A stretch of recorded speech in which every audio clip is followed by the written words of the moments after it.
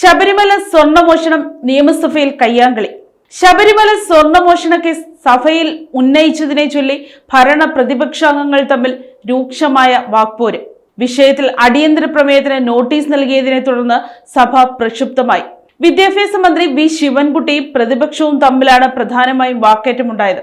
സ്വർണമോഷണ വിഷയം ഉന്നയിച്ച് ഭരണപക്ഷത്തെ വിരട്ടാൻ നോക്കേണ്ടെന്ന് മന്ത്രി ശിവൻകുട്ടി തുറന്നടിച്ചു. തങ്ങൾ ഓട് പൊളിച്ച് വന്നവരല്ലെന്നും ജനങ്ങൾ തെരഞ്ഞെടുത്ത് വിട്ടവരാണെന്നും അദ്ദേഹം ഓർമ്മിപ്പിച്ചു. സ്വർണമോഷണ കേസിലെ പ്രതികൾ കോൺഗ്രസ് നേതാവ് സോണിയാഗാന്ധിയെ സന്ദർശിച്ചിരുന്നതായും മന്ത്രി സഭയിൽ ആരോപിച്ചു.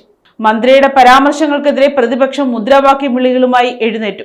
ഇതിനിടെ ഭരണപക്ഷത്തു നിന്നും പ്രതിപക്ഷത്തെ പരിഹസിച്ചുകൊണ്ടുള്ള പരാമർശങ്ങളും ഉണ്ടായി. ഇതേ തുടർന്ന് പ്രതിപക്ഷം സഭ വിട്ടിറങ്ങി.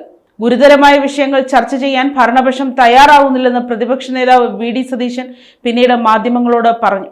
ജയിലിലുള്ള പാർട്ടി ക്രിമിനലുകൾക്ക് അനർഹമായ പരോളും സൗകര്യങ്ങളും ലഭിക്കുന്നുണ്ടെന്നും ജയിലിനുള്ളിലിരുന്ന് മൊബൈൽ ഫോൺ വഴി കൊട്ടേഷൻ നിയന്ത്രിക്കാൻ ഇവർക്ക് സാധിക്കുന്നുണ്ടെന്നും അദ്ദേഹം കുറ്റപ്പെടുത്തി. പാർട്ടി നേതാക്കൾക്ക് പ്രതികളെ ഭയമാണെന്നും അതുകൊണ്ടാണ് ഇത്തരം വിഷയങ്ങൾ ചർച്ച ചെയ്യാത്തതെന്നും പ്രതിപക്ഷ നേതാവ് ആരോപിച്ചു.